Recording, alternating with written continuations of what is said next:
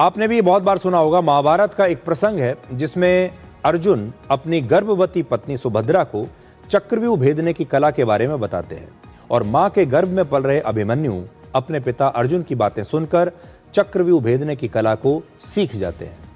अब मध्य प्रदेश में वहां के मुख्यमंत्री मोहन यादव ने गर्भ संस्कार को सरकार की नीतियों में शामिल करने का फैसला किया है।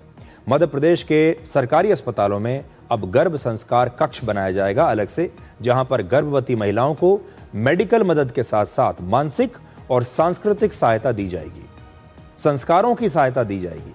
और इस पहल का मकसद बच्चों के शारीरिक, मानसिक और नैतिक विकास की नींव जन्म से पहले ही मजबूत करना है।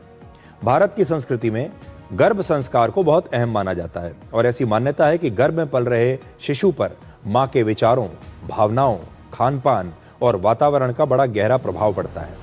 आधुनिक मेडिकल साइंस भी अब ये मानती है कि गर्भावस्था के दौरान मां की मेंटल हेल्थ और लाइफस्टाइल बच्चे के विकास में महत्वपूर्ण भूमिका निभाते हैं और इसीलिए कहा जाता है कि गर्भवती महिला को हमेशा खुश रहना चाहिए, सकारात्मक बातें सोचनी चाहिए, विचार अच्छे रखने चाहिए, अच्छी तस्वीरें देखनी चाहिए और शांत वातावरण उन्हें मिलना चाहिए।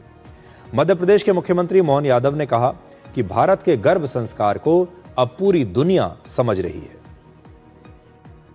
मुझे इस बात की प्रसन्नता है, मेडिकल फील्ड के लोग, खासकर एलोपैथी वाले लोग भी अब अच्छे से मान रहे हैं। मेरी बेटी स्वयं गायनेकोलॉजिस्ट है, वो भी हॉस्पिटल में गर्भ संस्कार कराती है हर एक, और कोशिश करती है कि हर एक जिसकी डिलीवरी वो नॉर्मल डिलीवरी जितने अच्छे प्रकार से हो सकता है उसको करने की जरूरत है। ऐसे में दिव्य संतान प्रकल्प के इस पूरे आयोजन के लिए मेरी शुभकामना भी है कि हमारे दोनों विभाग, खासकर आयुष भी और एलोपैथिक भी, जहां भी हमको लगता है और आगे चलकर के जो हॉस्पिटल की डिजाइन बनेगी उसमें गर्भ संस्कार के भी कक्ष बना करके उसको भी स्थायी रूप से करने का प्रयास करेंगे। मध्य प्रदेश सरकार इसे डिवाइन चाइल्ड प्रोजेक्ट के तहत ला रही है, जिसे आयुष्मान भारत से भी जोड़ा जाएगा।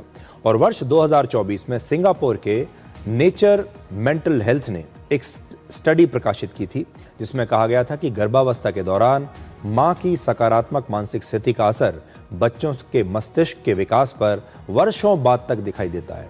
ऐसे बच्चों की याददाश्त और सीखने की क्षमता बाकियों से बेहतर होती है।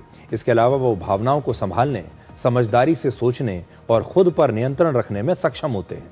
एक और अंतर्राष्ट्रीय स्टडी वर्ष 2025 में 300 से ज्यादा गर्भवती महिलाओं पर की गई, जिसमें पाया गया कि गर्भावस्था के दौरान अगर मां खुश रहती है तो बच्चे से उसका भावनात्मक जुड़ाव बहुत गहरा होता है।